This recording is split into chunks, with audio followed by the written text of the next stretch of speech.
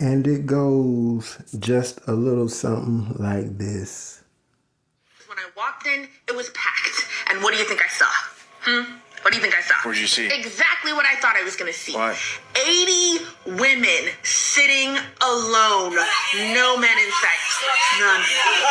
I saw so many black women try to solve a problem in dating by starting to host events in person, trying to create third spaces to facilitate dating like offline. And you know what would happen every single time? The men were not signing up. They would be selling tickets to speed dating, and they would always end up with men's tickets on sale.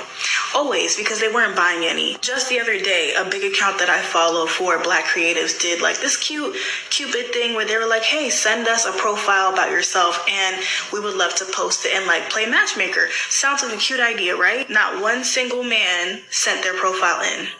And mind you, this is an account that has well over 100,000 followers. It's just time to stop. I approached a black man this week at like a dating event, and he was not interested in me. And that by itself is like not a great story, right? I tried to shoot my shot. He was not interested. I moved on. But immediately after I walked away from this man, he went up to a group of 5 white women and he introduced himself to all of them. And then I kind of observed out like the corner of my eye for the rest of the evening, this man was only going up and talking to different white women. Later that night, another very attractive black man came in, the exact same thing, only talked to the white women that were in the room. There were maybe 6 or 7 black women throughout, and I could tell. I would look over at the black women occasionally, they would be looking, we would all be observing the same thing. We're all thinking the same thing, right? And as someone who has reviewed a bunch of different like dating events, I have seen this play out so many times where you walk into a room, the black women are looking for other black men, and the black men are not looking for black women. Unless the host of the event is like a black person or a person of color. And as much as I say that I am going to start dating outside my race, my mind, whenever I walk into like... Okay, we're not going to make this video about race, but...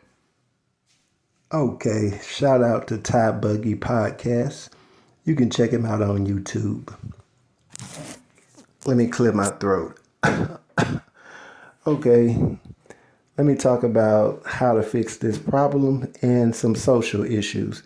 If you are a female, and if you wake up every day and engage in the so-called gender war, stop it immediately. Ditch that content and please find something else, because what ends up happening is that you place yourself around people that give you a false collective, and you enter into certain echo chambers to where you literally brainwash yourself into believing a lot of stuff that other women are saying. Okay?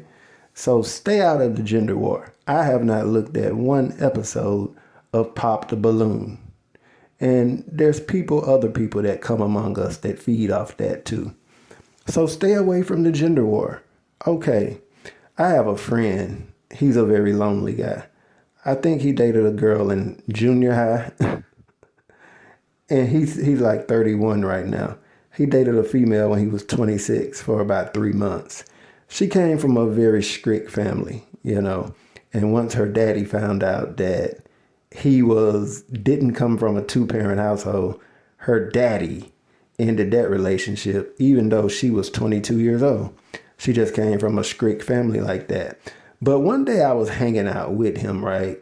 And to best describe certain people and certain men is that it's kind of like if you take a rope and you make 4 squares with it, you know, like a square with it. The way in which a horse, even though he can jump over the rope or just run right through it, really, he'll stay within that restricted zone.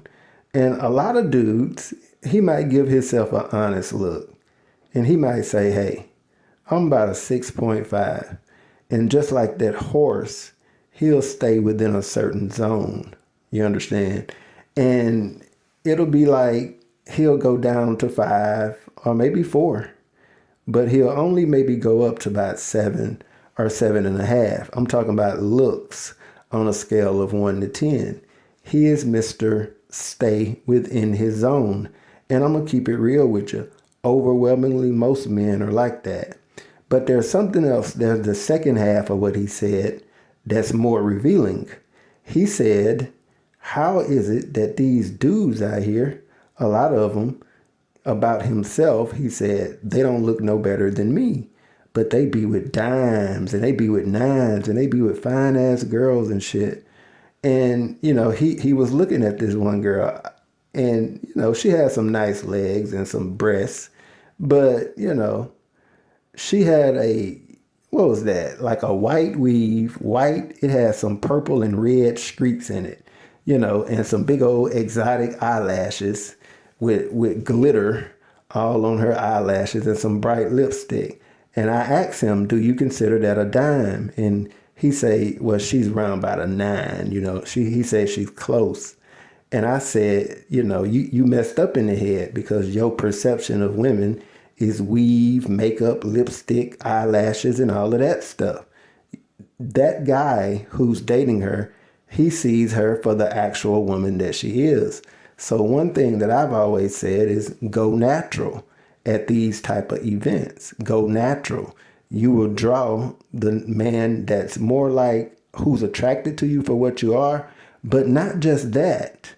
Them dudes who actually perceive that weave and all of that stuff and eyelashes and bright lipstick can make a woman into a 9 or a dime, you might put yourself out of his range and he just never approaches you. You are kind of like the horse that is sitting right on the other side of that rope. And his mental rope is that he thinks he's a 7 and you're a 9, so he ain't gonna go no higher than a 7.5. You know, so go natural. You get what I'm saying? The other what I wanted to talk about too was Nicki Minaj. All right. And I always ask women, do you think Nicki Minaj is a good example of a woman? Like if she does a show in Barcelona, Spain, or Madrid, or Morocco, do you think that's a good representation of a black African-American woman? And if you're the type of woman that says, yes, get your goddamn ass up out of my face. Like, I'm dead ass serious. Like, Nicki Minaj, I seen her younger pictures, and all of her pictures before she got them big old fake hips that Remy Ma went in on her about. She got a fake butt. She's got her skin lightened. She got a nose job, face job, fake eyes, fake hair. Man, give me a break. Like, really? You think that's a good representation of a black woman? Like, seriously. I can see Normani, you know, but Nicki Minaj, please, she's totally fake.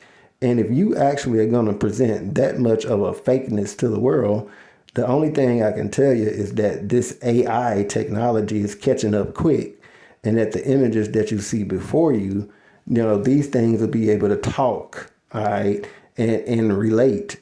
Did you see the AdSense commercials for that little dog? It's just like an actual little dog that you can order now. It's like a little dog. The other thing that I'll say is stay the hell away from women that are 5 to 7 years older than you and single, especially if you're hanging out with a female way older than you and she's single. Not only is misery loves company, and if her ass is in her 40s or 50s and she's still single, she's just got a way about herself in which she's perpetually going to stay single, and being around her will make you just like her.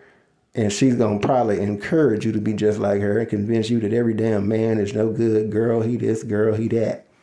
You know, so stay away from these older women, especially women that are 5 to 7 years older than you. Y'all are also just a little bit of half a generation or so, a third of a generation or so apart.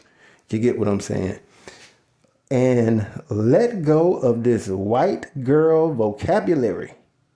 You know, why date a black woman when she is full of white girlism? All that stuff like pick me. You know, see, you got to kind of sit back and think. Men have listened to that garbage for the last 10 years. So a lot of men are just downright discouraged. You know, pick me and misogynoir. Because some of a man's masculine viewpoints and ways may come off to you as so-called misogynoir. But that's just being a man.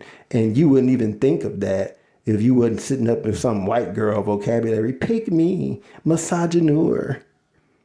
You know, toxic masculinity. And then there is, and when I talk about this part of the game, I do not mean to offend anybody. I'm not trying to be offensive. I promise, and I apologize if I offend anybody. But T-girlism is rampant. I work in a club, one of the many spots I work at doing security. And if you think about it, T-girls often just want to have fun with guys, pop them off. They'll come in the club and a T-girl is like 3 women, 3 sexual women. You know, you got female friends that are loose. And imagine if just 3 women come in and the only thing they want to do is get a guy off and get off themselves. What do you think's going to happen? So you got to look for them T-girls on the roam, because when they come in, they are coming in to pop guys off. They take them to the bathroom. He didn't have what she expected, but he was nice. He bought her 2 or 3 drinks, but she head back out there to the floor and to the bar, and she's looking for another guy. So once they drain dudes of all of their testosterone, he can't do nothing but go sit down somewhere. And many of them are doing that before the guys even get out to the club. You know, he's been popped off. He's sleepy. He just got off his little $15 an hour job. And he just want to play games and go to sleep. He didn't even think about going to the club and trying to sweat one of y'all. Fuck that. You know, the T-girls are busy. You know, I see it in the clubs, man. I work at I have to roam through the clubs and sometimes separate people. Hey, man, y'all get a room, I go to the car. But anyways, I'm just trying to help the issue. I don't know.